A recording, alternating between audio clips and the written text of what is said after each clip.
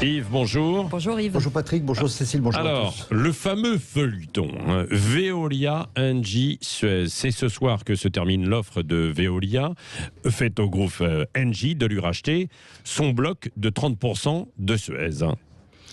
Oui, c'est ce soir Patrick, et je peux vous dire qu'Engie réunit ses administrateurs en début d'après-midi pour décider de la suite. Alors en principe, il y a deux possibilités.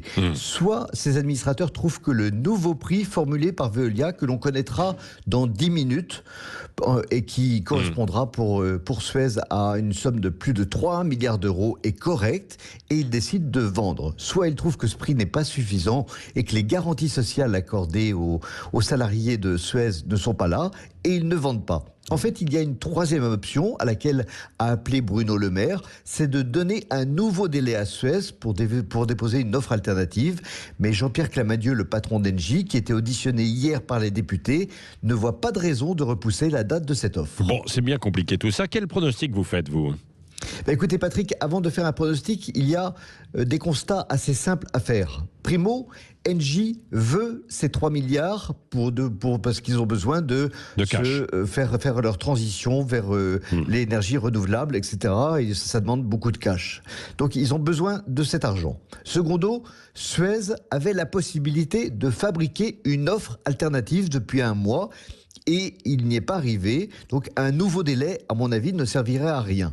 Tertio, Veolia a montré depuis un mois une détermination sans faille, alors que Suez n'a fait que rechercher des appuis politiques.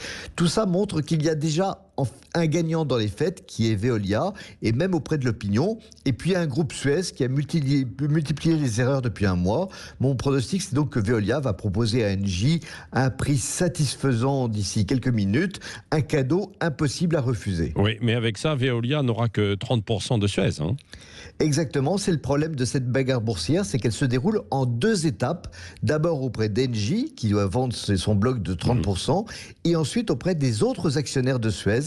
Et pour obtenir la totalité du capital de Suez, eh bien Veolia doit d'abord obtenir l'accord des autorités de la concurrence. Un accord qui sera très complexe et très long, on parle de 18 mois à obtenir, tant les deux groupes sont concurrents directs dans l'eau et les déchets, en France et à l'étranger, y compris en Chine. Surtout avec le nouveau prix que va proposer Veolia, l'opération pourrait coûter très cher à Veolia, au nouveau groupe. On parle de plus de 12 milliards d'euros. Or, Veolia est un groupe très endetté. Si bien qu'in fine, au lieu de créer un super champion de l'environnement en expliquant que 1 plus 1 va faire 3, eh bien, le nouvel ensemble pourrait plutôt faire 1 plus 1 égale 1,5, avec finalement aucune marge de manœuvre pour croître à l'avenir, tellement le nouvel ensemble sera endetté. Merci Yves de Kerdrel pour cet éclairage. On va suivre ça donc dans la journée, puisque ça se termine ce